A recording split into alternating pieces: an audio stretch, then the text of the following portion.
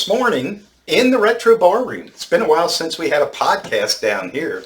But anyway, it's a little different today. I, instead of being the interviewer, will be the interviewee. And my good friend Rhonda here will introduce herself. This was all her idea, but I'm all for it. She's going to interview me. So I'll let her get going. She's the boss today. I am the boss. And like I think I said to Kelly, Joe will attain to that I love being the boss.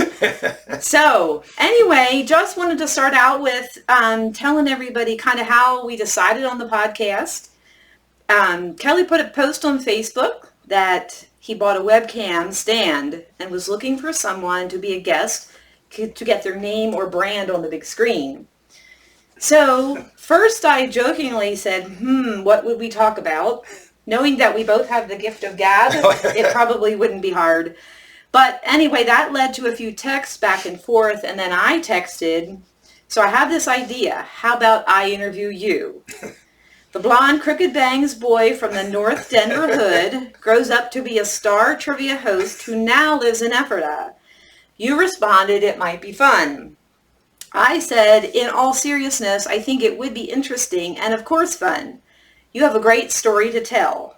From the child hiding behind a bow tie to a teenager hiding behind your muscles to becoming an adult who isn't hiding behind anything anymore.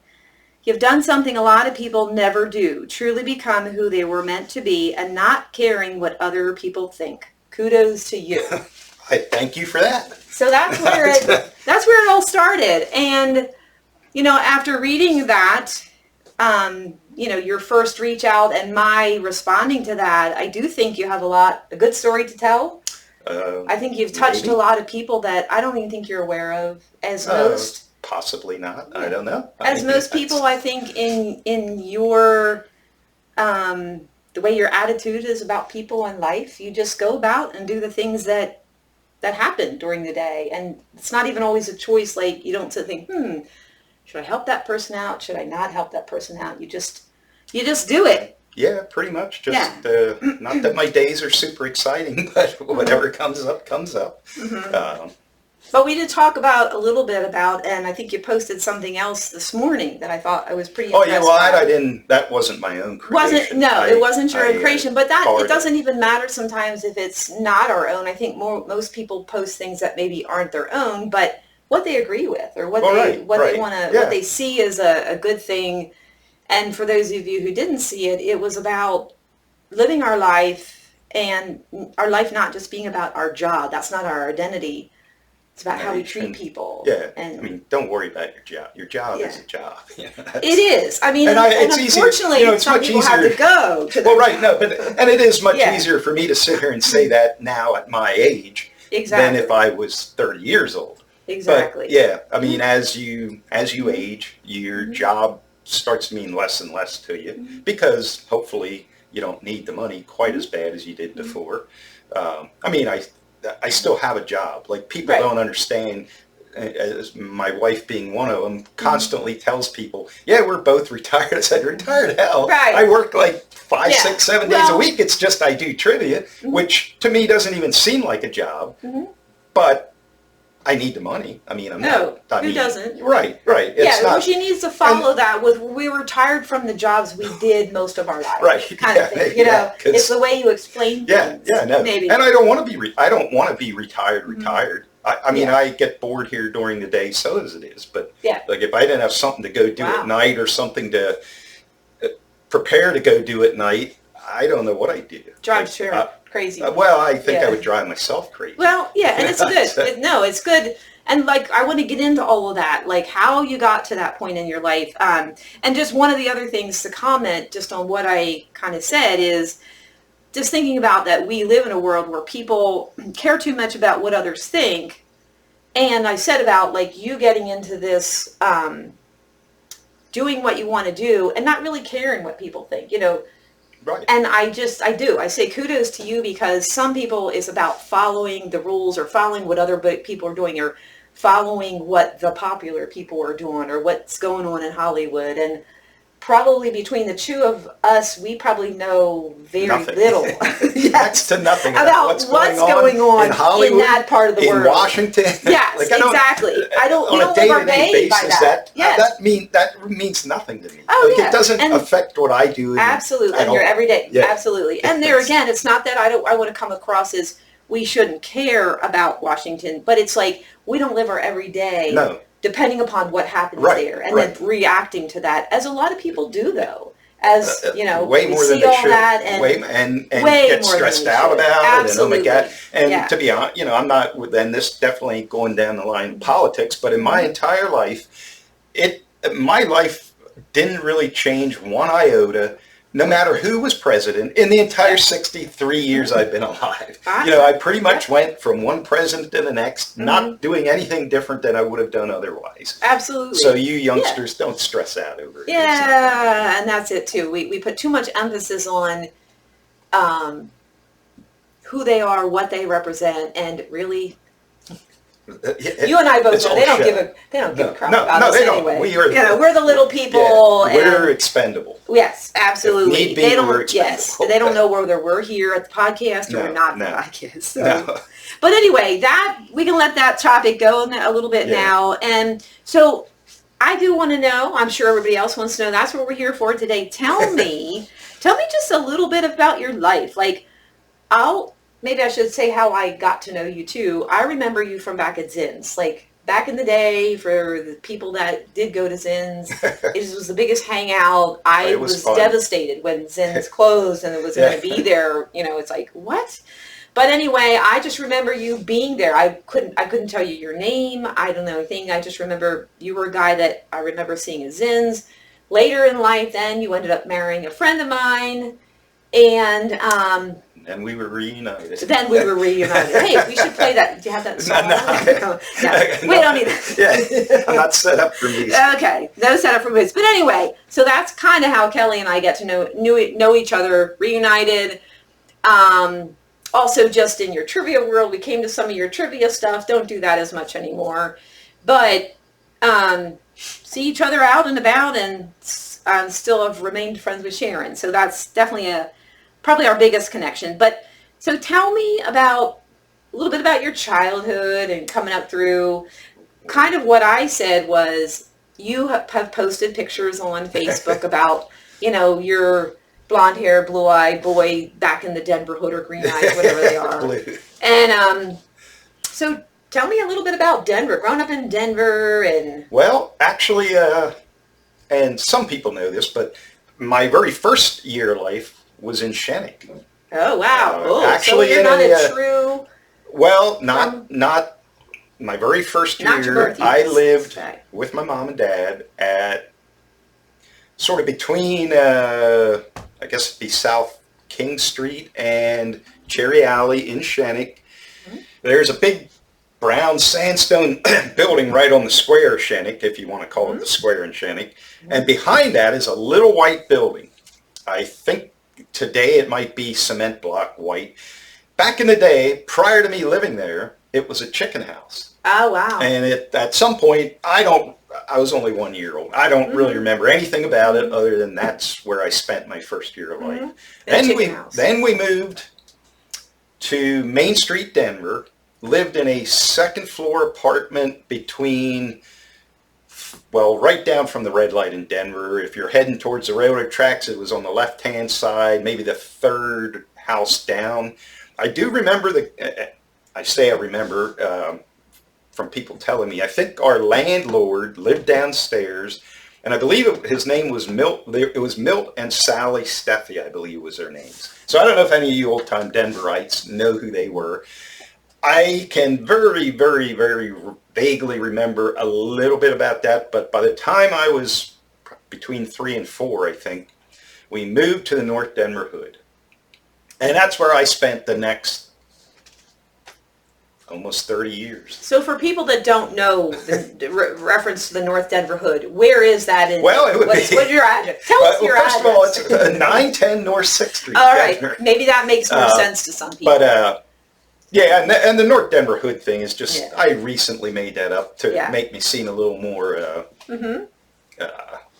gang related than I Sure, really am. absolutely. But, I mean, look at you. I gotta look. You know, I gotta pretend like out there in front of crowds. I gotta pretend I'm a little tougher than what I really am. Absolutely. Yeah. But anyway, so we moved up there, and that's where I lived my whole life prior to moving out and getting married the first time around. And the life in the North Denver hood, it really wasn't a hood. Not much went on. I never ventured, honestly, I never had a bike. Yes, well, no, and honestly, that was when I could drive. Okay. I never had a bike till I was probably in my late 20s. Wow. So anywhere I went in the hood, I had to walk. So I never ventured too far, within a block or two. And there was neighbor kids, and we were always outside because there wasn't anything to do inside back in those days. So it was a fun time, really. So then when you get into high school, is that when you started football? Did you start the midget program? No, I actually started playing football and midget baseball when I was 8. Okay. And my dad was head coach of midget baseball. He actually was I would say the founder, for the most part, of the original Cocalico midget football program. And then it went for quite a few years. Then it disbanded for a while, and then they restarted it up. But the original back in, I would say, if I was 8, I would say 69, 70, the original Cocalico midget football started up. So I played that. I played midget and midget baseball till I never went any further than midgets. I never played baseball in high school. I could field pretty good. I sucked at hitting. I couldn't throw a ball worth of shit, but I never could throw anything very good, which would attest to my 1 year in track in 10th grade. And track, I just went out to hang out I wasn't expecting sort of hang out with some people. Yeah. But I thought I really didn't want to run. So I thought I want to throw javelin. Okay. Well, I swear I'm the world's worst javelin thrower ever. I only did it for 1 year because it was senseless. But it was fun. I had a lot of fun, but yeah. So anyway, I just played football. That's the only sport I played in high school till I ruptured my spleen, and that ended that. But and then when you got, I think we'll talk about maybe that a little bit later. But so how old were you when you went to college? I did. Well, I graduated. I was actually 17 when I graduated. Turned 18 the October after I graduated. So the first year out of high school, I worked for a year. Like, I didn't go to college. I worked at Weaver Industries for a year. And with all intent of working for a year and then figuring out where I want to go to college. And back in the day, everybody, college is the thing, man. You got funneled in that direction. Yeah. But I did work for a year, saved up some money, and then I went to college, and I went to college probably in the beginning for one reason only, and that was to play football. Oh, I thought I was going to say meet women. No, I wasn't good at meeting women. I wasn't that good at football, but I was better at football than meeting women. All right. So anyway, I did go to Millersville. I walked onto the football team. I mean, they didn't know who I was, but I enrolled in college, went there. I was there for 5 weeks, I think. And part of the reason, 2 reasons really. One, I injured my ankle, and it wasn't a devastating injury, but it sat me out of football for like about a week or so. And during that time, I also realized when I went to college, I went for computer science. Now, when I went to Cocalico, there was no such thing. So I thought, well, nobody's going to know anything. Well, in these classes, apparently other high schools apparently delved into computer related stuff prior to them getting to Millersville. So I was like I was lost. And so I had a choice at that point. If I bailed when I did, I got half my tuition back. If I waited another week, I got nothing back. Oh, wow. So basically I bailed. I gave football a shot. It was fun. I actually was doing fairly well at the football part of it. I was not doing well at the school part of it. So I went back home to the North Denver hood. And I got to be honest, and it might seem weird, but I was actually sort of homesick. And not for my parents, not for my house particularly, but just the hanging out part of it, Yeah. you know. I And mean, that's not unusual for that going off to college. so then I decided when I got back home, I really didn't have a job. So actually I enrolled that same, you know, I left Millersville probably in October. That winter I enrolled at Penn State Berks as a commuter. Did end up with a 2-year business degree, which I don't know whether it ever helped me in my life or not, but I had it. I didn't have no student loans because back then it was dirt cheap to commute down there. I worked the days I didn't go down there, so I just paid as I went. And so that was fortunate. I didn't have a bunch of loans to pay off. So, but anyway, that was my early. And then from there, is that when you started working at the bank? When I first got out of college, I did work at the bank for 1 year at the Ephrata Bank, the one down in Denver. And is that where you met Sharon? That is where we worked side by side. Okay, I remember hearing a little bit of that story. Now, when we worked side by side, there was, I mean, we would pick at each other. We would make fun of each other. I mean, we didn't dislike each other, but there was no intent of ever having any kind of romantic. No sparks going. No. Yeah. And then we both, I worked there. She worked there when I got there. She actually probably moved on. I think she got her job at D&E Telephone shortly before I left the bank. Now, the thing about the bank was being a bank teller was the easiest job. Like, all you got to do is worry about, at the end of the day, your drawer had the money in it was supposed to have it. And if you could add and subtract on a little calculator thing, you should have no issue with that. Apparently, I was the only person that worked at the bank that I never had an issue with that. But almost every day, one of these girls would have, oh, I'm missing 16 cents. And then you couldn't go home until you found that 16 cents. So, you know, you would help each other find their money or whatever. But anyway, so then I decided, and one of the things about working at the bank, you got to see everybody else's paycheck. Because they would come in, like there wasn't direct deposit back in those days. Yeah. So everybody from everywhere in Denver and the surrounding areas would come in to cash their paycheck every week or two. And you would see what these people were making. And then you knew what you were making as a bank teller. And it didn't quite match up. Like really? the job was easy. It was fun for the most part. A lot of times it was boring back then because in the early days we didn't have a lot of customers. But anyway, I decided, you know, there's got to be something better paying if I ever want to like do something other than live with my mom in the North Denver hood. I better get some kind of money. So that's when I decided I went back and worked at Weaver Industries and I didn't know for how long. I worked third shift at that point, and I worked there a couple of years, went to somewhere else, and eventually ended up at Ephrata Precision where I worked for many, many years, but I never wanted to be a machinist. So you just kind of felt it. Well, I sort of did. I sort of did, and I had worked at Weaver's before I went to college, so they knew me, I knew them. My dad actually worked there too, but I knew I could make more money there, at least to start out with, and it was in Denver. You know, it wasn't like I had to drive a long way. I could walk there if I would have. I did walk there sometimes, but so anyway, that's how I ended up getting into the career machine shop. Because it seems like once you're in a career, whether it was the thing you wanted to do or not, when you're there long enough, you sort of get trapped in the method of you're making decent money, you worked up the ladder of seniority. To change a total career at that point, you're going to take a pay cut, and do you want to do that? And so by that time, if you have a family wife or children, it's like you are kind of stuck. I mean, I think so many people. So when you're young out there, try a bunch of stuff. Yeah. Don't get locked in till you have to. Oh, absolutely. And to be perfectly honest, machine shop, it treated me well. But I never in my wildest dreams was that anything. I didn't even know what it was when I was in high school. Yeah. I really didn't know what a lot was when my goal.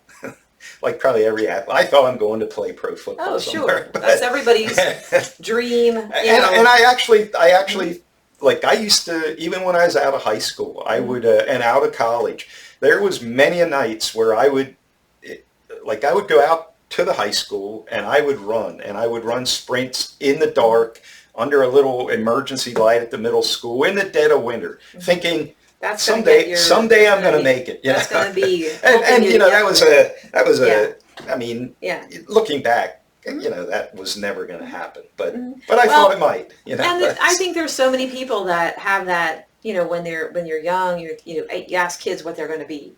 I'm going to be a football player, a baseball player, or a rock star, whatever. Well, you always tend. Now, I did, and I just posted something not long ago regarding this. But when I was in elementary school, I was fascinated with the garbage truck.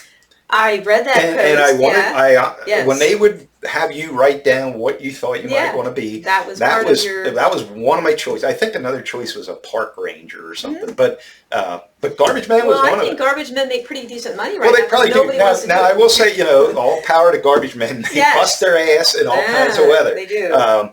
And I'm not thinking you want to do that. Well, I would maybe, you could probably entice me to do it for free for an hour or so. Just to hang on the back of the truck and dump a couple cans and crush stuff up. Yeah, absolutely, yeah. Well, okay, so we did a little bit of that, and we touched a bit about Sharon being your wife. You had a wife that passed away from cancer. Right. And some people know that, not a lot. Yeah. But I got married. My first wife, her name was Denise, and we got married in, I think, 1989. And prior to us getting married, she had been diagnosed probably 5 years prior to that with leukemia and was treated for it, was in remission. I didn't even know her when she first had the leukemia. I knew, before we got married, I knew that she had it. It wasn't a big secret, but all was going well. And then we got married in 89, and I think we got married in May. And that same July, 2 months after we're married, I remember this like it was yesterday, but her mom showed up at Effort Precision Parts, when we used to be down in Denver behind the White Meeting House. And my machine was right at the big garage door, and it was in the summer. It was July, so the big door was open, and I saw my former mother-in-law walking in the parking lot. Oh, what is the deal? Something's going on. And so she came in, and that day, my first wife went to get her 5-year checkup, where if she would have been okay, they always said, if you make it 5 years, you're good to go. Yeah, right. Well, this was her 5-year checkup, but her leukemia had come back. So here I am, a dude and I'm like in my late 20s at this point, never probably drove anywhere further than maybe Park City or the Berkshire Mall from the Denver hood. Never, wow. Like I was not a big traveler. I still ain't. But that night, like they didn't say, hey, make an appointment. You got to go down to Philly to Children's Hospital because that's where she got treated initially. It was, you need to get her down here tonight. Wow. So and back then you didn't have GPS. You didn't have, quick look at a map, and me, her mom, and her load up in the car, and we drive down to Philadelphia Children's Hospital. Somehow we made it. Don't ask me how. And then she got treated for almost 2 years. Eventually, when your cancer comes back, it's usually harder to get rid of. And for the most part, thankfully, she was getting treated, but not incapacitated for most of that part. I mean, we could do pretty much, she worked most of the time till the very end, but I spent a lot of time going back and forth down to Philly, at least usually once a week, if not sometimes more. So that, as far as expanding my horizons beyond the North Denver hood, I thought, well, if I can drive down there, I can probably drive to Lancaster. I can probably drive somewhere else. And through horrible circumstances, but I sometimes wonder if I wouldn't have been faced with not having a choice of driving there, would I still not really drive hardly anywhere? So anyway, that's sometimes what gets us out of our comfort zone is the one that it moves on to the next step. And it also showed me, like, never in your life, nobody wants to deal with having cancer, and I never had it. Fortunately, hopefully I never do. But, even some, I hate to say it's worse, but being the caretaker, it's stressful as well. Ooh, absolutely. Because you don't know, like, Yeah. I didn't have answers. Like, I wanted to have the answers, but I didn't. And it's very stressful. Like, it was like you slept on pins and needles every night because you didn't know, are you going to get woken up in the middle of the night? We got to go here, we got to do that.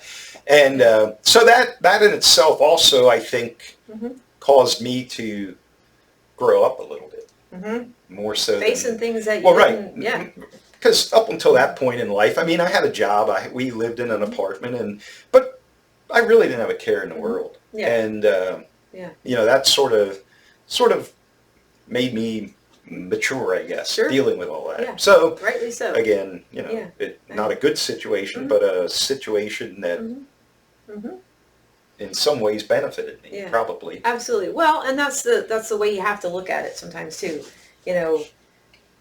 Bad situations is usually what makes us grow and become or get to the next step in life. Not that you wanted it to happen, but embraced it and learned from it and moved on. And life, unfortunately, doesn't stop for the people around them. That's the unfortunate thing. Sometimes and to some be people have a hard time moving.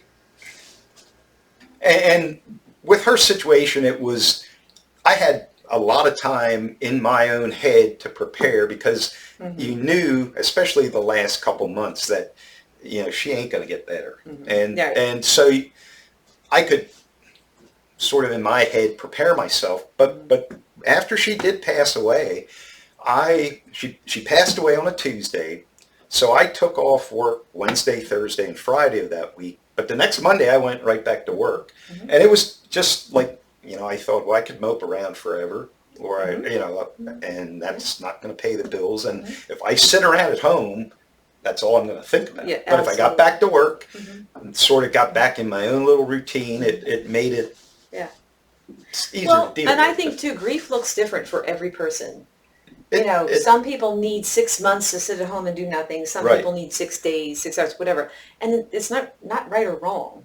No, it's not. No, and for somebody to say, that seems a little weird that you'd be back at work that soon. But to me, it made sense. Because by not going back to work, it wasn't going to change anything. No. And sometimes people need the consistency, the routine of things of life, just to be like, that's what's making you function at the time. And there again, I don't think there's a right or wrong way of grieving or how long.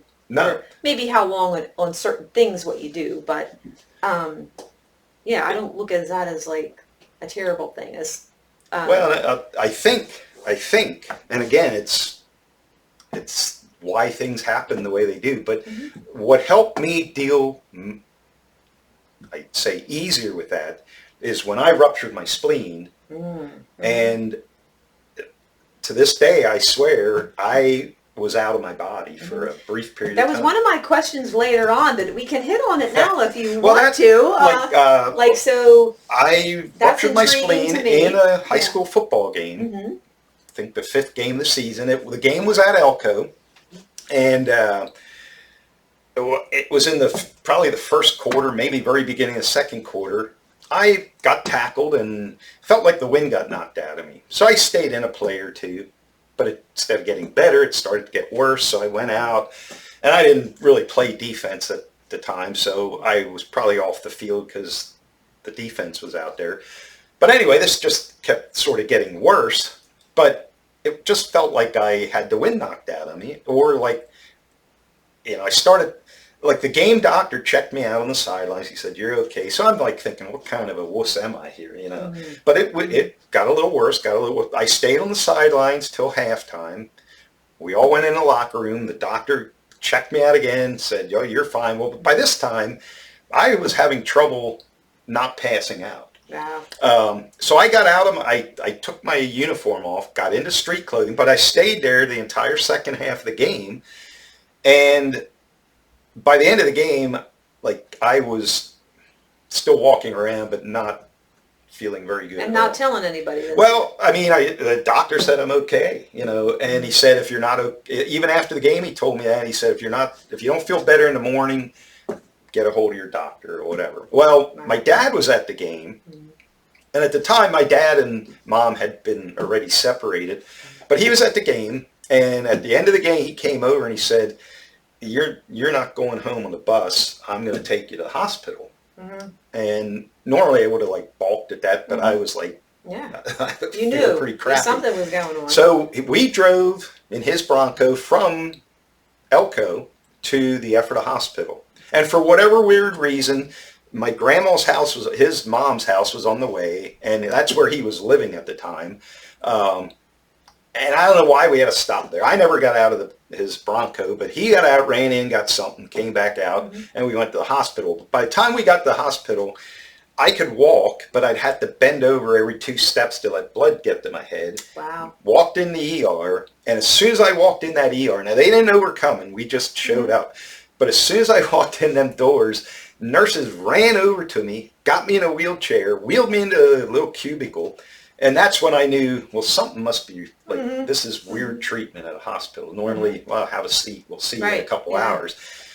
And so they took a long needle. I remember they stuck it into my stomach, mm-hmm. sucked stuff out, found out I was bleeding internally, mm-hmm. prepped me for surgery, wheeled me back to the operating room.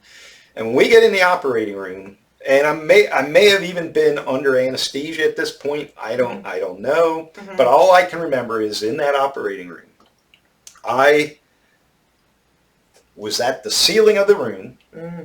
looking down, like I didn't see my body up there when I'm up there, mm-hmm. looking down at me on the litter, seeing these nurses trying to hoist me onto the operating table, mm-hmm. and I'm up there trying to ask them, do they need help? Like I wanted to help them put me on the operating table. Mm-hmm. And then they're running around screaming, he's in shock, this and that and the other mm-hmm. thing. And I don't know how long I was up there. That's about the extent of what I remember seeing. Mm-hmm. But for however long I was up there, it was the most peaceful, mm-hmm. loving, didn't have a care at all type of feeling. Like there aren't words to say what it felt like. And I was 17 years old. I was always scared of dying, mm-hmm. I would say. And when I felt like I did up there, they didn't give me a choice. Do you want to go back or not? I just mm-hmm. went back, I guess. But I didn't want to go back. Like that, it was, much as I thought I would miss what was going on down here, like, it was so much. Yeah. It was indescribable. Did you see anybody else besides who was in the operating room? Like, because some people, when they have those out-of-body experiences, say, I saw a loved one, I did not. I would assume I didn't get to that point in my, maybe they somehow revived me mm-hmm. quickly, or maybe I somehow I really many times have contemplated getting mm-hmm. hypnotized mm-hmm. to see if I could remember more about what happened than that. Do you know the length of time? To me, it seemed like I might it seemed like the whole thing happened in 20 seconds. Okay. Mm-hmm. But I don't know if that's how. You don't even know. You never went to question like, okay, so how long was I really out at that? No. Only because it only seemed like a brief period. But it was long enough for me to mm-hmm. In my mind, I was on the doorstep of not being here, mm-hmm. and I knew what it felt like, and I think that feeling, that short period of time, because when I didn't even necessarily remember it right away when I woke up after surgery, mm-hmm. but I think I remembered it pretty soon thereafter, what went on there. And they did tell me, nobody ever came and told me, hey, you died on the operating table. Right. But they did tell me when they first, I got cut right down the middle because they didn't know what was bleeding. Mm-hmm. But as soon as they broke through my mm-hmm. skin and muscle, they said 2/3 of my blood was in my body cavity, or my stomach cavity, mm-hmm. and it shot out up to the ceiling. And the last thing I remember before I fell asleep was I just felt like I ate way too much food. Mm-hmm. And that was pretty much the pain I had. Mm-hmm. It wasn't a stabbing pain, but my spleen was cut in half. Wow. And for whatever reason, I think just because I was in that good a shape from playing football, that it didn't affect me drastically for a couple hours. But they did say if I wouldn't have walked into that, if I would have went home and fell asleep, I would have died. Yeah. Or even if I wouldn't have went directly to the hospital, and they said probably 30 minutes later they couldn't have done nothing for me. But anyway, it was that, let's say it was 10 seconds, but it was enough for me to taste experience of that. What I truly believe is what you feel when you're not hearing them. Yeah. And that is what helped me deal with my first wife's death, with my mom and dad's death. And a lot of people, like I even told my first wife's mom, I said, look, we could wish for her to be back here. And if we do, I mean, especially in the shape she was in, but even if she was perfectly healthy and we were wishing her to be back on earth, we are only doing that for selfish reasons. I say, it's because if she's experiencing permanently what I felt for 10 seconds, she is way better off than we are down here. You want her to have that. Right. Honestly. And that's I think that is so interesting. I heard a little bit of that before, maybe not quite as a detail, but I'm always interested to hear people's account of it, because a lot of his similarity of the feeling. And the undescribable. Right. And some people get it. Some people have much lengthier stories than that. But I am very interested, and it's hard to find people. I'm sure there's way more than would come front with, because everybody, I could care less. Like, I enjoy telling that story. I try to tell it to benefit people, maybe. But a lot of people who may have experienced that, they don't want to talk about it because they think people are going to look at them like they have three heads. And I read a book about a man that experienced that, but didn't tell anybody till years later, because he was thinking people are going to think I'm crazy. There was and didn't want all the criticism. And there was a guy I inadvertently ran into. I'm not going to say his name, but I ran into him at a local establishment here a couple years ago. And it was before one of my trivias, but we would see each other on a weekly basis. And eventually we found out we were like second cousins, and we never met each other. Well, I before. think a lot of people. They might have been. Well, he was. He actually was from Ephrata, but he was. Oh, okay. I think his mom and my grandpa were brother and sister, or something like that. But anyway, I told him this story. Because I enjoy it. Like, absolutely. Part of the reason I would tell it is I'm trying to lure other people to tell me their story. Yes, because I would love to write a book or make a blog or something, or do podcasts with people.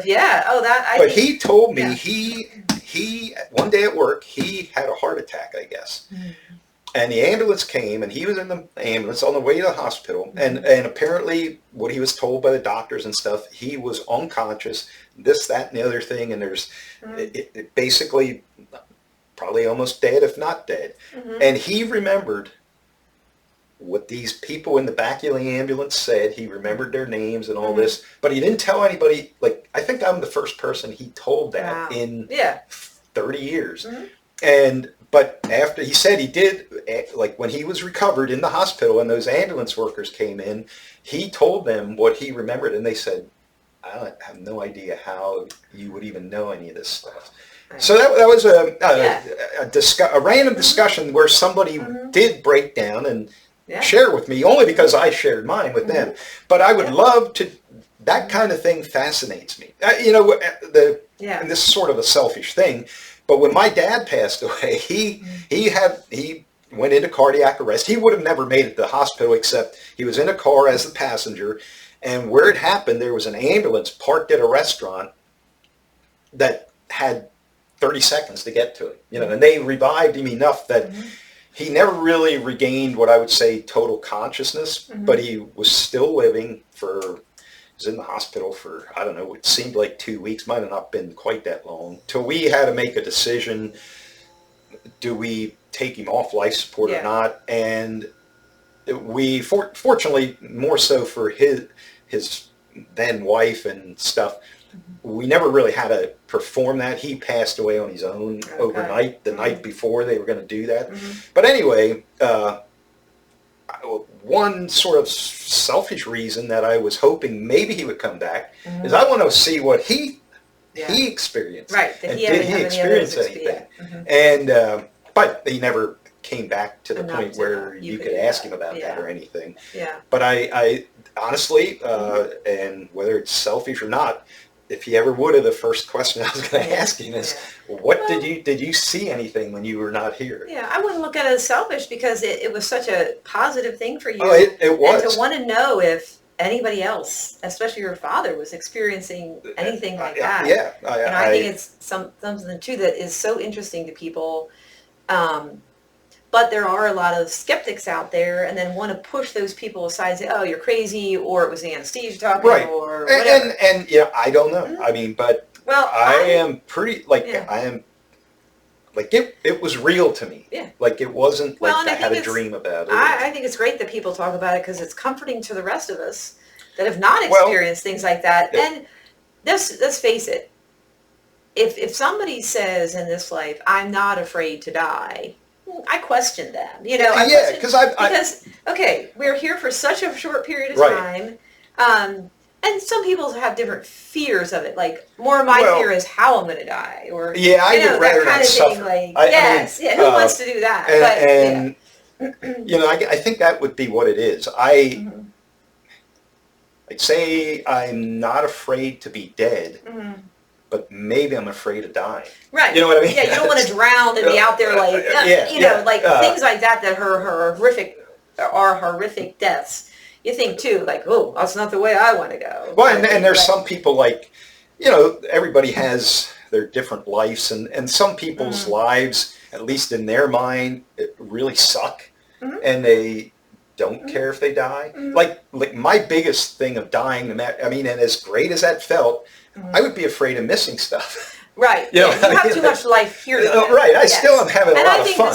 I think the same thing too. Like I'm not really ready to die because of all the things I want to Right. do yet. It would be, I don't want to grandkids miss. now, and like, like those kind of things like yeah, that it's, are. You it- hope you get to see to the next something, Right. whatever.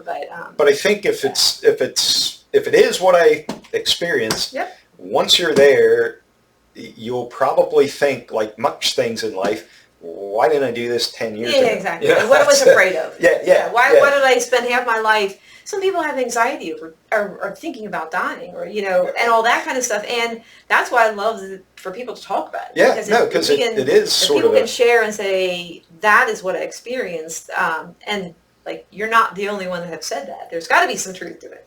Oh yeah, I mean, I looked Yeah. up online many a Sure. times. Yeah. There's websites of people's Near-death thousands of experience people and, yes. writing what they experienced, Absolutely. and a lot of them go down different paths. But the one thing initially is that feeling that they cannot describe. Exactly, and I think And- that's no matter where you are. Like they even say about people will forget what you say to them. They'll forget certain things, if you had a conversation with somebody, but they'll never forget how you made them feel. Right. So it's like same thing, Yeah. like not same thing, but that feeling.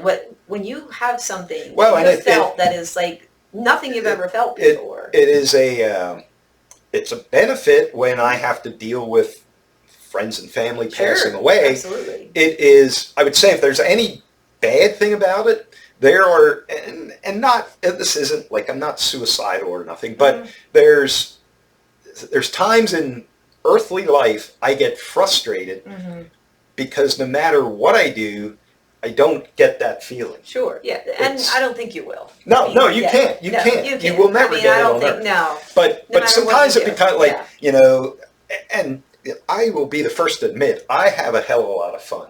But every now and then, something Everybody frustrates goes through times me. of, And, depression or whatever, even if it's very short-lived. Yeah.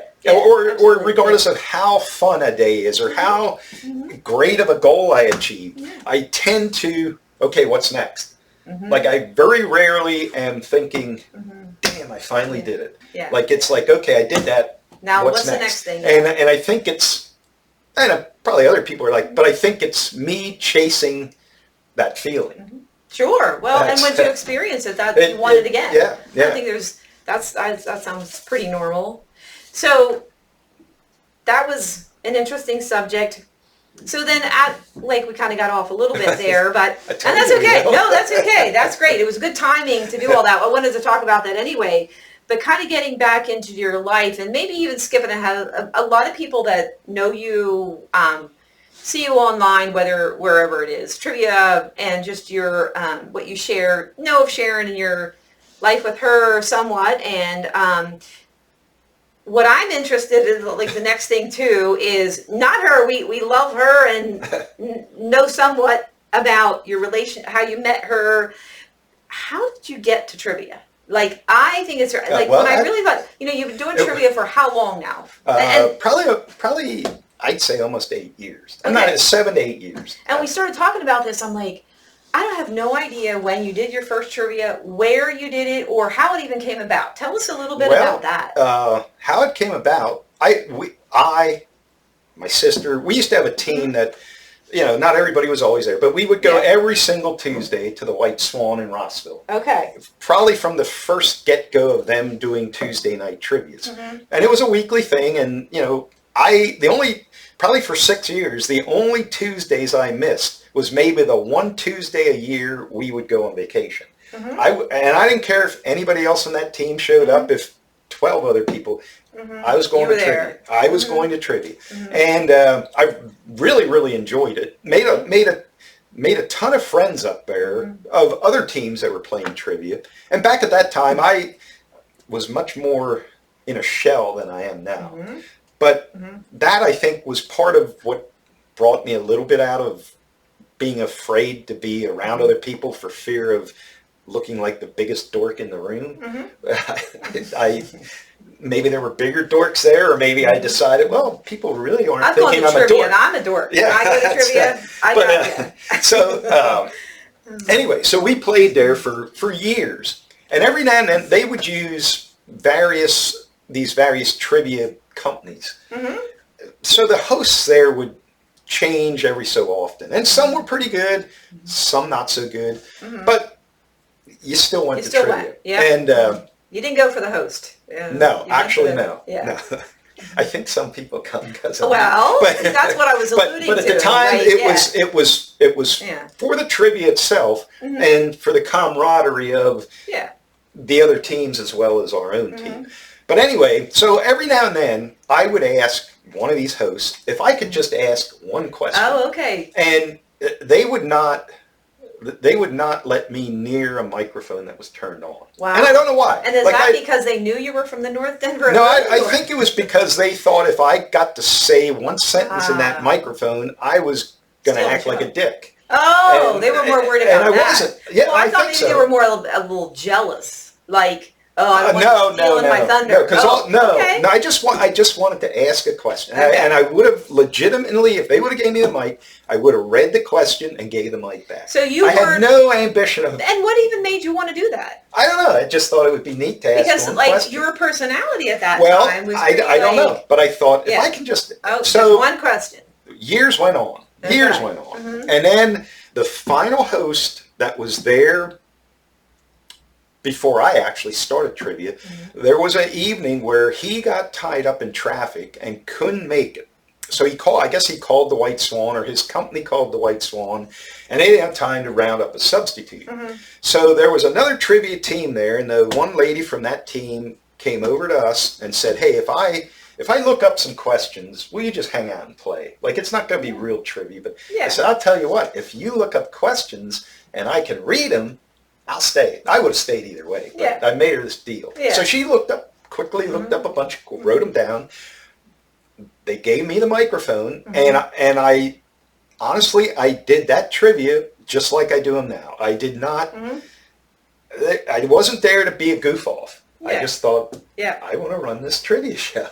So I did that. And then the next week, the guy was back, and I was back playing, and that, honestly, at that point in time, I figured, okay, that was fun. But that's the end. So you had a good time, but you were, and then at that point, were you like, man, I got to do this again? No. Honestly, I was okay with it. Like, you had your moment of fame, and you're not. And it went well, and but that was good. And so then, probably about a month or two after that, this same guy got into, unfortunately for him, in an automobile accident. And he got injured pretty severely, as far as I know. And so he was going to be laid up for months. And so I got a call from the White Swan when they found out about it. It was a Friday at lunchtime, and I was not working anywhere Fridays. As a matter of fact, I was at Luther Acres. My wife used to work there in the gym, and she had ordered sub sandwiches from some other lady there. So I went to pick them up. And when I was down the street from the White Swan, I get this phone call from the White Swan. It said, "Hey, can you stop in here sometime? We'd like to talk to you about trivia." I said, "Well, I'm right down the street. I'll be right up." Wow. So I went up there. I didn't know what they wanted to talk to me about. I thought maybe they want to tell me don't come back to trivia anymore. But anyway, they told me the story, and do I want to do it? And it was only because I did it that one night, and they felt comfortable with me doing it. So I said, "Okay, I'll do it. But if I do it, I want to get compensated for it, just like that guy did or whatever." And so we came up with a price, and they also said, "Do you want to, like, should we make up the questions, and when you come, you can just read them or whatever?" I said, "No, because I'm too a control freak." I said, "I'll do this, but I am doing the whole ball of wax, and I am writing my own questions. I will, whatever I need, I'll bring along." Now, they had their own PA system, so I didn't actually have to buy anything for that particular trivia. And the next week, I showed up on Tuesday, and I did trivia, and I did it for a couple years there. And after that, like during the course of that, I also, at the time, what used to be the Black Horse restaurant was reopening as Branson's restaurant. And I knew the guy that owned it. I went to school with him. It wasn't like we were best friends or anything, but I got a hold of him and I said, "Hey, I do this trivia Tuesdays. You want to do Thursdays? And we can do it out on your patio." And he agreed to it, and it went well there, and one thing led to another, and now I left the White Swan back right around the time of COVID reopening. Crowds there was a lot of people. Sadly, there was a lot of people from the regular crowd at the White Swan, not just for trivia, but in general, that COVID really screwed up. COVID changed a lot. And some of them never came came restaurant back. business, But anyway, so I moved on from there, went into Big Dog, moved on from my Thursday night. I'm currently at the Effort Legion. But that's how I honestly got my start due to the unfortunate circumstances of the guy that was hosting it. Now, from what I do understand, they do now have trivia at the White Swan, and what I heard is correct, because I can't go because I have my own trivia, but I believe it's the guy that got hurt that is doing the trivia. Wow. So good for him. I mean, more power to him for making his way back, because he was done up pretty bad. But that is how I got my foot in the door. Done up pretty bad is a good North Denver hood little statement. Done up good. But anyway, White Swan gave me the shot. And nice. Things went well there for a while, and then I actually stepped away from there. But it just sort of snowballed, and I do it 4, 5, 6 times a week. Sometimes at private events, sometimes whatever. And I don't know what to attribute it to. Well, sometimes, again, I'm going to go back to, like, you're there to do trivia, and there are some diehard people, because I've not been at your trivia real recent, but, go to another trivia sometimes, and there are some diehard people there that they don't care anything else that's going on in the room. They're there to play trivia, and that's it. And then there's people that come out that want to feel something. Right. And I think that's where you come in too. You're there for the trivia player that's diehard. I want to learn, get these questions, and I'm going to win. But I've heard stories over the years. At my trivia. Me reading questions is nothing more than filling time of what really goes on. And I totally get that. And I mean, it's a ways to an end, basically. Absolutely. Like, it gives me a platform to have these people come. And my questions are no better than any other trivia host questions. Sometimes I screw them up. Sometimes, well, actually, they do. Harder. I do have to make 2 reasons. There are some people that come to my trivia that are very good at trivia. And if I made them easy, they would get them all right. Sure, exactly. And that would be no fun for anybody. The other thing is, they probably get harder now than they used to be, because I hate the fact of when I used to play trivia, when you'd hear the same question 3 weeks in a row or something. Yeah. And I thought there's got to be infinite questions. Well, there really isn't infinite because you can't make them too easy. You can't make them too hard. Right. And I got like 1,300 rounds of trivia now stored on my computer. Wow. And I still try not to repeat a question. I know I do from time to time. But so the deeper you got to dig for new questions, eventually it's going to get a little harder. Well, and I think that makes that's a lot of where I'm work at. on your part, though. It does. Now I am able to, since I've been doing it this long, there are many nights other than Thursdays that I'll pull out a round of trivia I used 4 years ago. And people, there's people that probably, I heard these questions before, but I guarantee they don't know any more answers than they did that first time. I was going to say, they remember the questions, but they don't remember the answers. Absolutely. I would like to do a test sometime where I wouldn't tell them, but I'd like every other week take the same questions and see if and say, okay, we're going to hear these questions every 2 weeks till everybody gets them all right. And, you could be like the teacher. But I really think there are some diehards that come to mind. There is also a lot of people that for whatever reason, I don't know why, but I think they find me sort of fascinating. Well, and there's people that come to my trivia that don't even play trivia, but they'll come every trivia night to hang out. Yeah. Well, that's there's again where I say kudos to you. Like that's the things that people notice that I noticed in saying what I said at the beginning about, you are not just, it's not about trivia for you. No, I could care less about the questions. I mean, Yes. I got to make them. That's why I get paid. Right.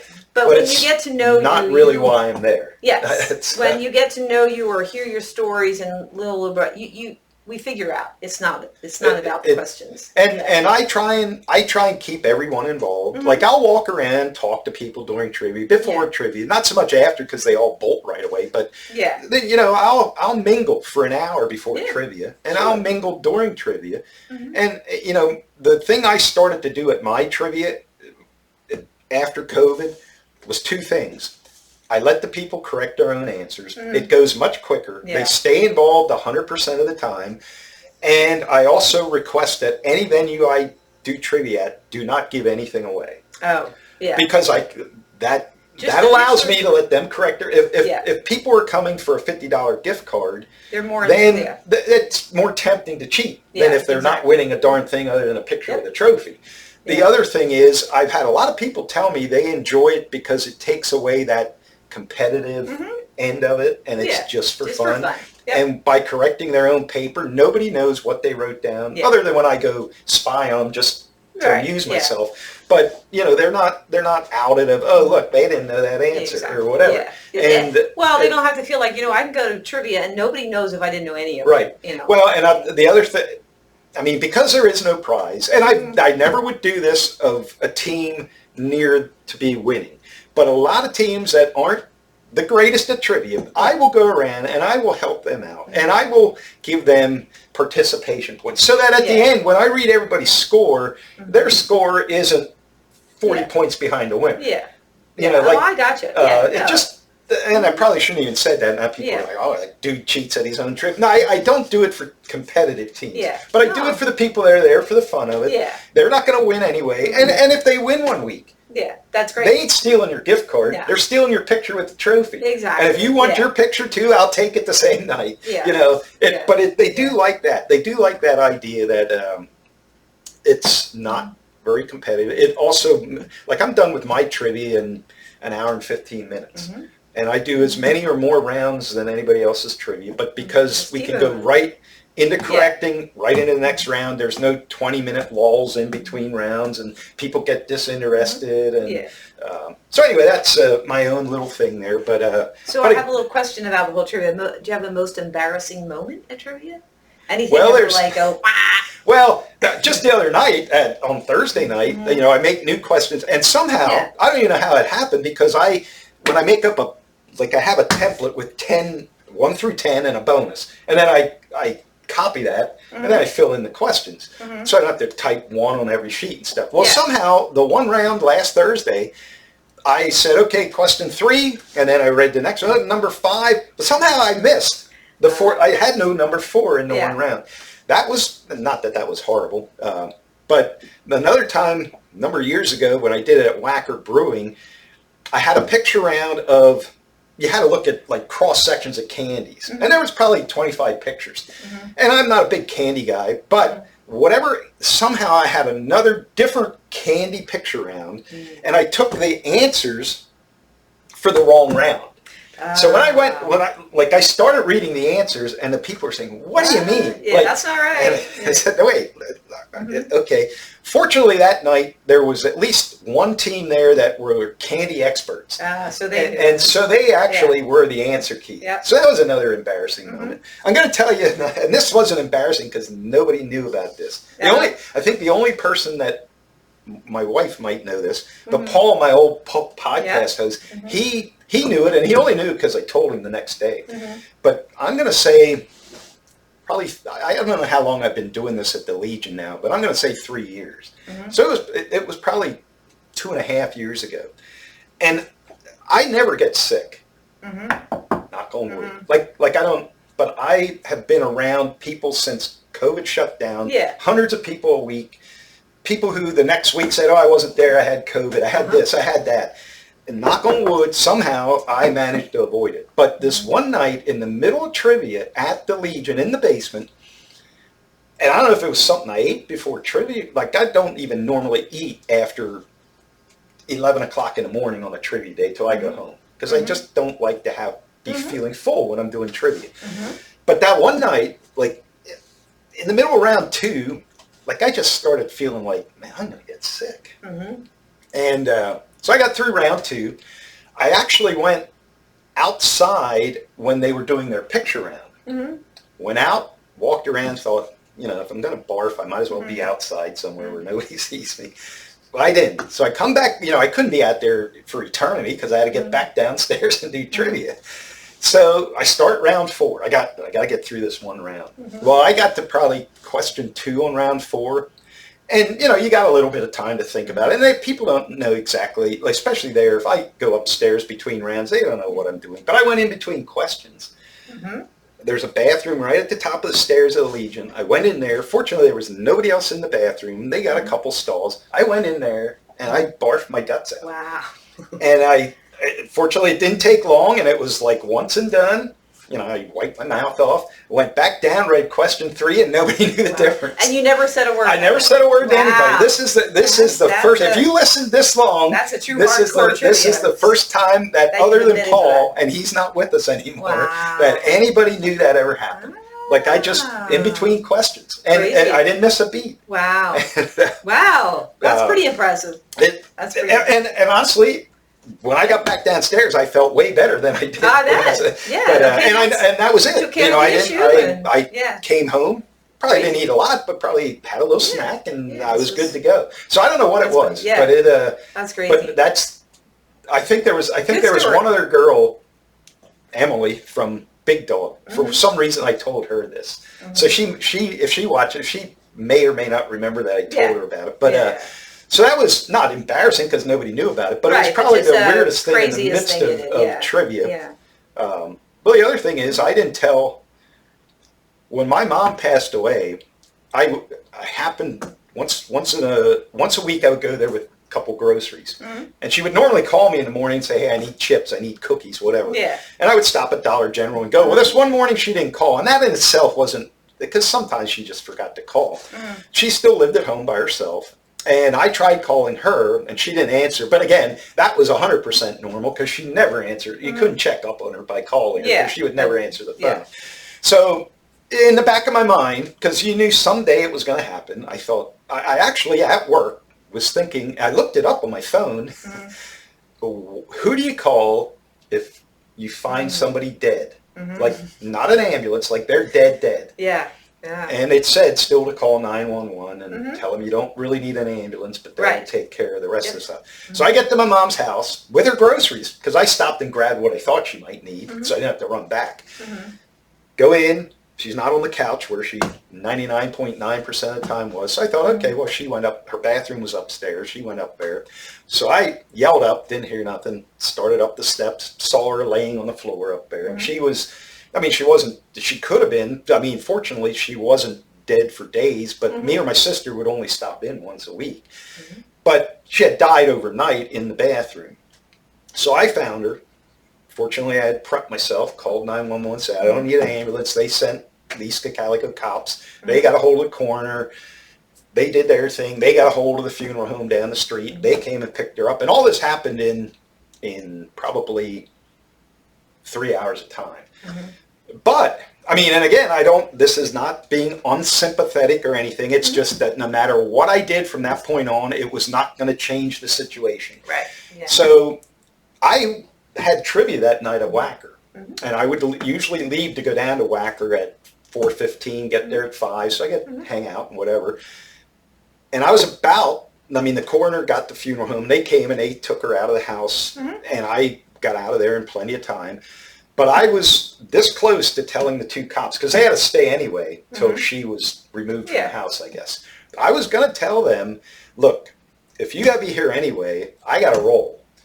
So lock up or whatever when you leave. Yeah. And I went and I did trivia that Wednesday night. Like nothing happened. Nobody. I didn't post it on Facebook. I didn't tell nobody because I didn't want to go down there and have people, I did post it when I got home that night that she passed away. But she would have wanted me to do that. Yeah. And if I would have came home, sat around here, moped around a little bit, what if she came back to life? No. What if she wanted to come back to life? No, because she was ready to go. Yeah, and there again, you had been preparing for this. Right. I knew at some point. When people die and it's a shock, a sudden thing, it is a lot tougher. Whole other ballgame. But I knew as long as my mom stayed at home, there is going to be a day where I walk in and that's going to be the case. And there again, too, I think it's just about the preparedness and not a shock. You knew eventually, somewhat of a shock. You didn't know it was going to be that day. But right. But I honestly, I sort of, and I wouldn't say it was a premonition, but I mean, because there was other times where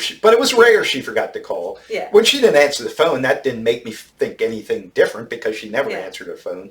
But when I drove over there, I sort of thought, now if I do go in there and she's not with us anymore, here's what I got to do. Yeah. But very interesting. Very interesting. I was prepared. Like I say, I like to be in control of the situation.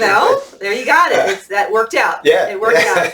So kind of like a little bit on there, on that whole lines of thinking, like, so where do you see yourself in 10 years? You think you're still going to be the trivia guy? Well, I'll tell you what. I will tell you, and I do trivia as... Change my leading thing here. Like I say, I do trivia for my own mental health as much as anything. Yeah. It gets me out. I met so many people through trivia. Like, I think as long as I can walk or someone wants to push me on my wheelchair, as long as places want me to keep doing trivia, I think I will continue to do it. Maybe at some point, maybe I'll scale back a little bit.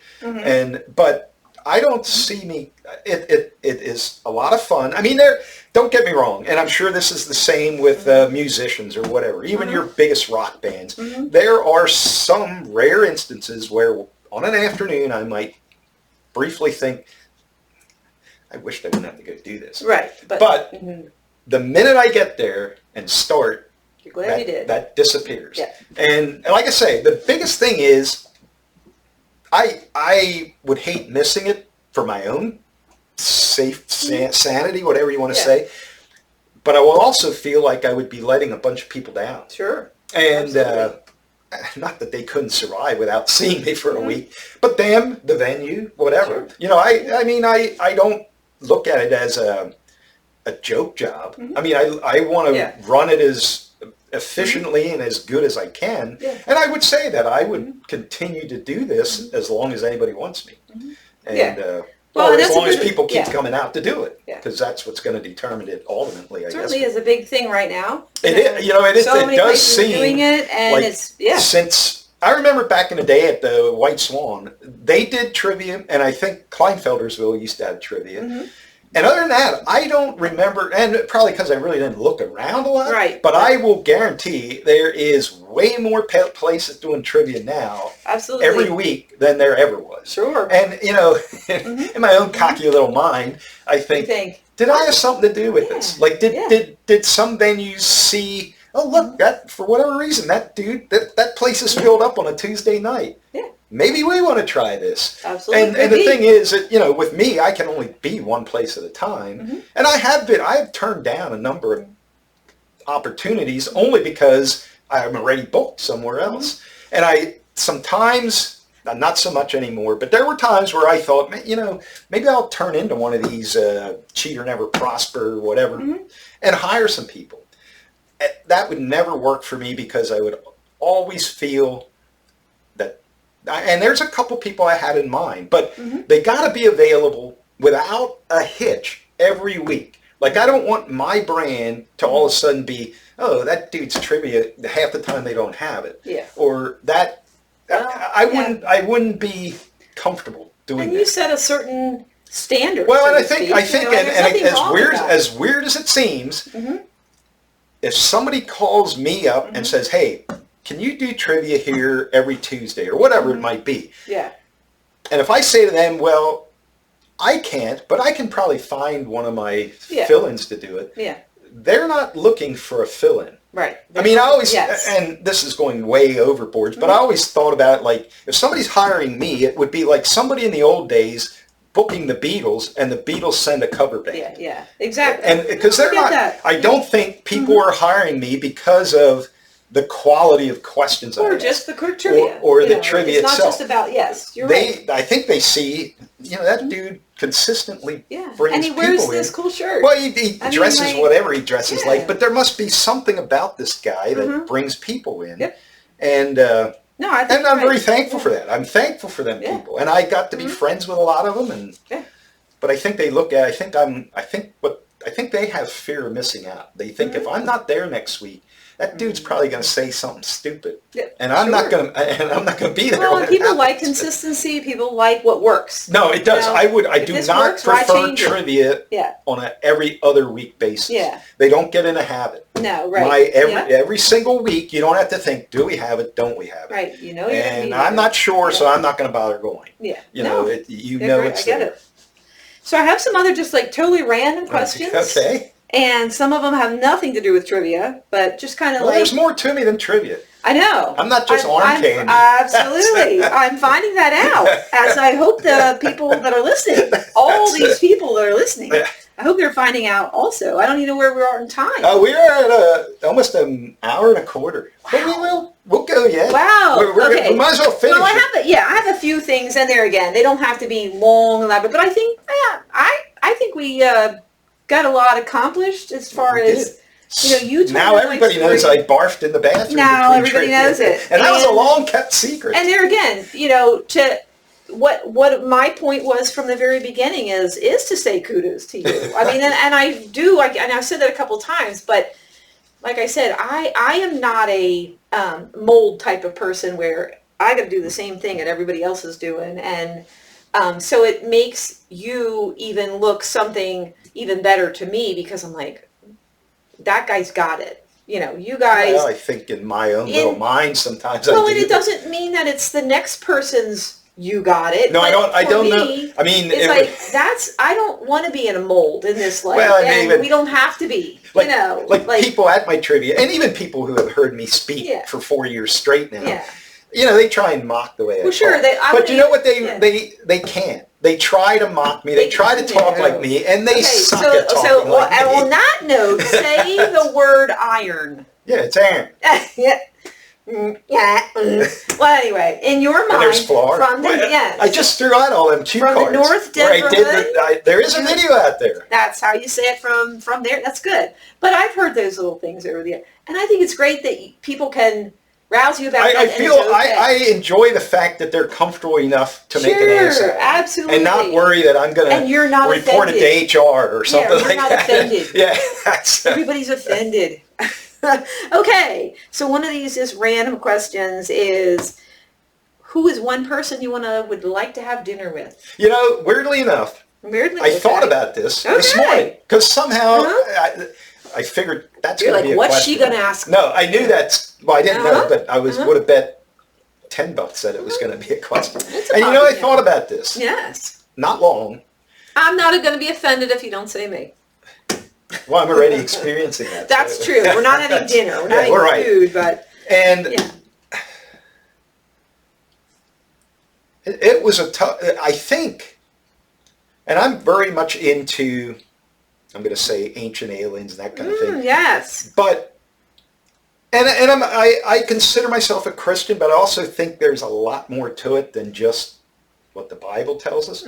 I think if I could talk to one person, alive or dead, I would pick, and you would think, oh, he's going to say Jesus. But I would like to talk to Enoch.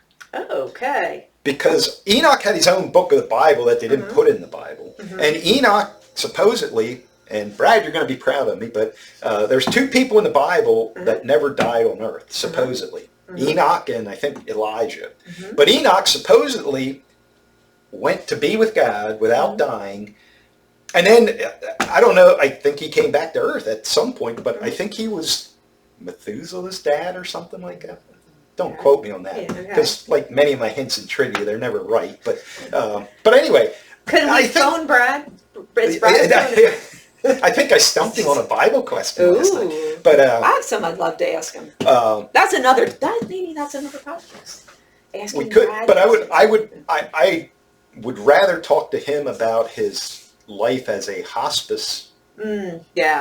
I bet that's very interesting. And what has he experienced with people as they were passing away or did pass away, whatever. But anyway, I thought, well, maybe Enoch, because I mean, he could tell me stuff about the Old Testament, what life on earth was like back then. But he could also probably fill me in on what life not on earth is like, because he got to go there. So I don't know who else could tell me both them things. Right. Yeah, that's so I did put a little choice. thought. I bet there's probably not a lot of other people Probably you could ask that to 100 people, and nobody would come up with that. It wouldn't have been my choice, but it's a good interesting way to look at it. Like, I think and he why could give me a lot of information concerning the earth and beyond than probably other than maybe Jesus. Yeah.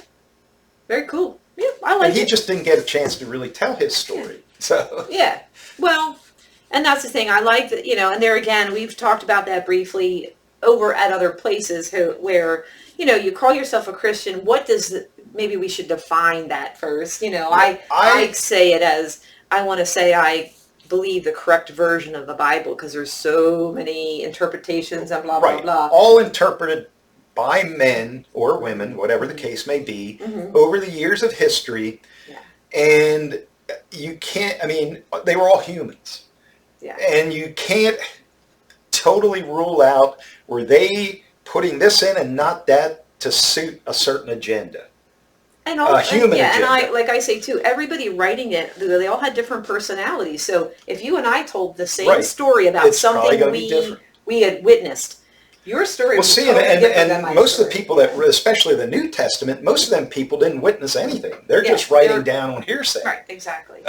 So, well, I say too that like the more I know, certainly about the Bible, the more I study, the more I learn, the more I know I don't know. Right. So it's and I believe a lot of the Bible is factual. In the way, because even if you look at you watch Ancient Aliens on TV, which I watch regularly, you watch podcasts about UFOs or paranormal stuff or what. In the Bible, there are giants. There are this, there are that. Yeah. And, if you're going to believe part of the Bible, you better believe that part too. Yep, absolutely. And there's, like you said, there's a lot of parts of the Bible that never made it to the Bible. But I believe, I would like to say I believe Jesus is who they say he was. And very possibly did all the things he did. And might be a link between us and a better life in the afterlife. If he was immaculately conceived, he wouldn't have to be a Middle Easterner. Like if his... He could be a blonde-haired blue. He could be a purple guy with green hair. Because if he was conceived in a manner that was not an earthly man and an earthly woman, he could be anything. He could be anything. And he could have any kind of special powers. He could have been put here for whatever. And at the end of the day, because he came from somewhere other than Earth, he is an alien. an extraterrestrial, not a little green man. Right. And I believe all that stuff is in its own right probably factual.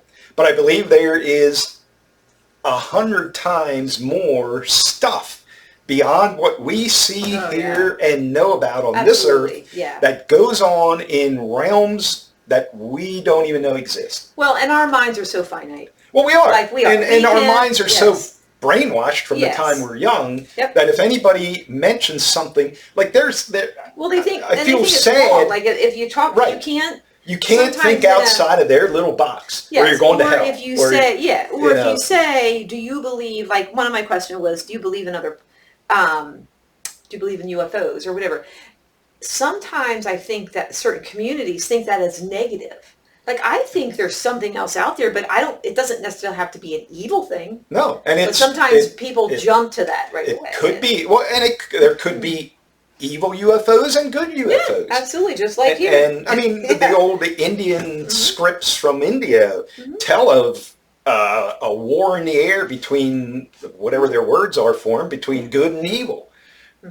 Was that in the old days, actual physical war between that faction of aliens and this faction of aliens? Yeah, absolutely. How do we know? Yeah, we don't know. And we that's don't the thing. know. People, there's a lot of people out there that think but they're everybody gets too close-minded, either from their parents, their church, their school, and they won't stray from that belief, much like, and I don't want to get political, but some people are Democratic only because their great-grandpappy was a Democrat. And that's what we are. That's what we are.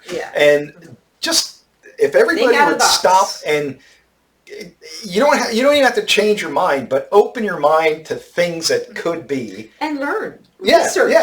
Try and look things up. Talk to other people. Don't be so close-minded, because I'll guarantee you, whether it's what I maybe think or not, there is more somewhere than this. And you know what? And we can still like each other even if we don't think the same. No, because I'm sure there is many people that if I always say I'm going to walk out of here today, Kelly, still liking you, no matter what you tell me. But I do know that, like, if you sat down at a bar and started talking about some of this stuff, depending who you're talking to, maybe that's why people, when I do go into a place, they don't even talk to me. They just leave because they go, dude, that guy is off his. That guy's off. They're going to love you after this one. They're going to all know. I want to live to be blank years old. Well, that depends on my health. But I honestly, if I was able to lead a decent life, not be crippled in a bed somewhere, I'd live to 125. Okay. Interesting. And only because, like I say, I have a heck of a lot of fun. Yeah. Like every day, because I have my health, I can pay my bills. I don't need $1 billion. If I had $1 billion, I'll tell you what, there would be nobody in Ephrata that would be paying any bills, because I would get the greatest pleasure out of showing up somewhere. Hope you remember your friends at a restaurant, even if they don't live in Ephrata. A restaurant, a bar, a grocery store, whatever, and walk to somebody in charge and say, peel off a couple grand. Here. And I believe you do that. I would in a second. Oh yeah, no doubt. If I have any desire I have of being rich, it's so I can do that. I would not, I would still live here. I would maybe get a Jeep Wrangler instead of my Subaru. Keep sharing. But keep sharing. She could travel wherever she wanted. But honestly, my life would not change much, other than I could have the pleasure of doing that. I believe it. I do believe it. I do. Something on your bucket list, or something you want to do, accomplish before you die.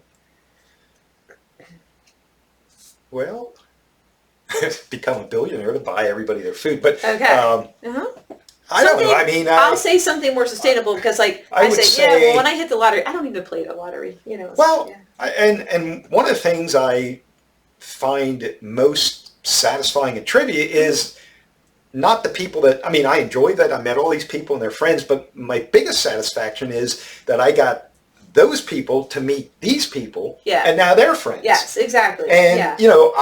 I could now step away, and they're still going to be friends. Yep. And that is such a cool thing, because that's how Sharon and I became friends. From another mutual friend of ours. We didn't know, I don't know if our paths would have crossed. Yeah. Maybe never. Well, I'll guarantee so, there are more than a few trivia teams whose, if it wasn't for trivia, whether it be my trivia, but if it wasn't for trivia, they would have never got to meet each other. Yeah, and absolutely. now there's a lot of them people that are actual friends with each other. Yeah, and that's just part of the big plan. Well, it is my most satisfying thing in doing trivia. Yeah. I mean, and like we talked a little bit about that, touched on that, whether it was today or a couple of weeks ago when we were chatting, just about how, life is like you do one thing and then it just goes from there. Like and people come and people go. Yes, exactly. And there's a lot of teams that used to play trivia every single week at some venue, and then just bang like that. I don't see them no more. But I don't care. I don't care. Like, the only thing you're going to know in life, for sure, that it's going to change. Yeah. Like nothing. No, and I hold nothing against any of them. And that's that's a good way to put it about it. Maybe their life got busy. Maybe they found somebody else's trivia they like better. Yeah. The only thing I sometimes worry about is because sometimes I'm not the most politically correct guy. Only because I don't know what is politically correct. Yeah. And I don't think it's the case. But every now and then I think, did I say something that pissed them off? Yeah. And if I did, I guess I did. But I think it's just people move on, and it's not just with trivia. They do. I mean, there's people who I thought 4 years ago, man, and I always like to say I have thousands of acquaintances. I have very, very few friends, and I think that's as much on me as them. I tend to keep people a little bit at a distance, and I don't know if that's because maybe with my first wife, if you get too close, and then they do tend to disappear for whatever reason, you're going to feel sad about it. And not that I don't miss some people that I used to see, but if they're having fun and I'm still having fun, it doesn't really bug me. No, and I just think that's part of all of our lives. People in and out of it. There's some people maybe forever, but you lose contact with people or just go different ways, and it's okay. Yeah. I don't think, I don't sit there and think about a team that used to be there every week and now don't come at all. I don't sit there and think, them bastards. Right, exactly. Not everybody's going to like me. Not everybody's going to play trivia forever. It's not even sometimes not about liking you. But they have other things going on. Paths. No, it's true. And so I don't try and let that affect me too much. I mean, so far it seems to be okay, because if two groups don't ever come back, there's two groups that now come all the time. Yeah, absolutely. And so you get, if nothing else, I get to meet a whole lot more people that way. Okay, I am afraid of flying. I don't like to fly. Now that you say that, I think I remember hearing that along the way somewhere. But now I was in an airplane like 3 different times. I had not even the slightest bit of turbulence. No bad experience at all. I just don't like the idea of being 30,000 feet in the air, and if we start, I shouldn't say I'm afraid of flying. You're afraid of crashing. I'm actually afraid of the however many minutes it would take from the time we start spiraling to Earth till we hit Earth. Yeah, you don't want to die that way. That, let's say it takes 3 minutes. What do you think about in those 3 minutes? Yeah. That 3 minutes to me is the most terrifying thing. That you think that's part of your fear of flying. That's not it's how you want falling to out die. of the sky. Well, yeah, it's not the flying part. No, if you're flying and we're safe and we're cruising along, that's fine. But it's the thought that at any given second we could spiral into the earth. A lot of people say too, as a control thing. If they're not in control of a plane. Well, no, that's me. That's me. You have to drive everywhere you go. No, I'm fine in a car. And I think but you find if Sharon drives in a car. I'm fine almost if anybody's driving. Okay. As a matter of fact, most times, most times, unless you're a really shitty driver, I would prefer anybody driving to me. Okay, you're good with sitting back and relaxing. I am okay in you a might car think or a differently bus. if Joe was driving. Well, like I say, if you're like an idiot, then I'm not saying Joe's a driving idiot. He's not. But what he is, hey, did you see that over there? No. And as you're driving off the side of the road, yeah. And then like, yeah. So I would say that. I would say, had another thing in mind there. Like I'm not afraid on a boat, a ship. Mm-hmm. And I think what it is, and even though statistics tell you that it's much more likely I'll be killed in a car crash than a plane crash, right. It's also much more likely I can be in a car crash and survive than in an airplane crash and survive. Well, and it's what we get accustomed to. You do that every day. You're almost in a car every day. Or, new things or sometimes. even on a cruise ship. I don't worry about the ship sinking because number one, they got lifeboats. Odds are you've got a fighting chance anyway. Mm-hmm. I worry about them taken over by pirates. No, I never saw pirates when I was cruising. I'm sure they're out there somewhere. Oh, they're out there. You'd have to go pretty far. But I had another thing. Shoot. It was another. I'm afraid of doctors. I'm afraid of medical people. Okay. And I think that stems to my first wife. Well, I think it actually stems traumatically, subconsciously to when I was a youngster. Because when I was 5 weeks old, I needed emergency surgery because no food was getting to my stomach. Mm-hmm. Now, obviously, I don't remember that at all. Mm-hmm. And then when I was 2, I had a hernia. Mm-hmm. And from that point on, I know that because when my mom and dad would take me for a haircut, back in the old days, the barber wore like a white covering like a doctor would. And I flipped out when they would take, and I was only 2 when I had that hernia operation. But there again, it was emergency. It was getting gangrene. So I had a lot of things early on in life, personally with doctors that I don't even remember, but maybe subconsciously. And then I think dealing with my first wife's whole situation of, waiting for the phone calls of how did her blood test come? Like that is anxiety beyond belief. Wow. Even though if it's not you. Right. The whole, okay, I got to wait for this call and either we're going to be good for another week or we're heading to Philly tonight, one or the other. Yeah. I have nothing against people that work in the medical profession. I can be friends with them. You don't want to have to step foot in any medical building. For my own, I can go visit people. Mm-hmm. I don't want to have to go there because something ails me. Yeah. Like, I hope I lived 125 and dropped dead without ever going back to a doctor ever again. I haven't been in a doctor's office other than I did have to go once for a work physical. Mm-hmm. And I honestly contemplated not taking the job so I didn't have to go get the physical. Wow. But I did go and I was okay, I guess. But I haven't been at a doctor in probably 30 years. Well, good for you. And it's because I'm afraid they might find something wrong with me. And if they do, then I'm going to worry about that. Mm-hmm. And then I'm not going to have fun anymore. It's a vicious cycle. It is. And it's stupid, but that's what I'm afraid of. I don't think it's stupid. Falling from the sky and going in medical buildings. Okay.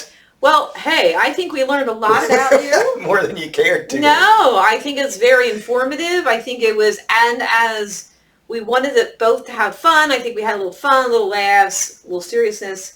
We kind of wrapped it up. We did. So on that note, I'm ready to I'm ready to get to some the more deck water. and eat lunch. I was going to say, we got to watch our time. I know you're off they'll wait for me. I'm not even late yet. That's very cool that you do that. I keep saying sometime I want to come. Again, that whole thing started, I used to go by myself for lunch on Friday. I always went to Black Forest because that's what I did. And I went on my own and, people would come in and you'd meet them and whatever. But I didn't ever, there was many day where it was just me and Eric, the guy that used to tend bar there, by ourselves because people didn't know they were open at lunch on a Friday. And we, honestly, we had some of the best serious chats between the two of us. Oh, I believe it. Now, this Friday lunch thing, Paul sort of got the ball rolling, and then he was good at he was good at getting people to come on a podcast.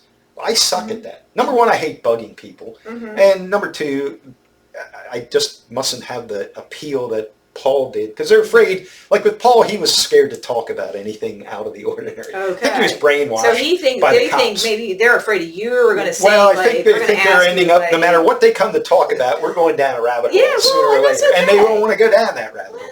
But anyway, and I just hate bugging people. So he was good at that. And he was also, like with the Friday lunch thing, he knew some of the other retired cops or whatever, and they wanted to join in, and they knew Paul, and they really didn't know me, but they would come along, and they got to know me, and that's when the posse thing started, because originally it was like me, this homeless-looking dude, and surrounded by 3 or 4 or 5 cops, whether they're active or retired. Right, like I felt like Elvis. Like, what are these cops like? The cops were probably thinking, should I really be seen with this dude? Like, I'm still an well, then everybody else was saying, "Oh, did you see who the cops got today?" Well, but now there's still a couple cops, but it's different people. And again, that Friday lunch thing, my biggest pleasure is it gives these other people some reason to get out and chit chat with other people.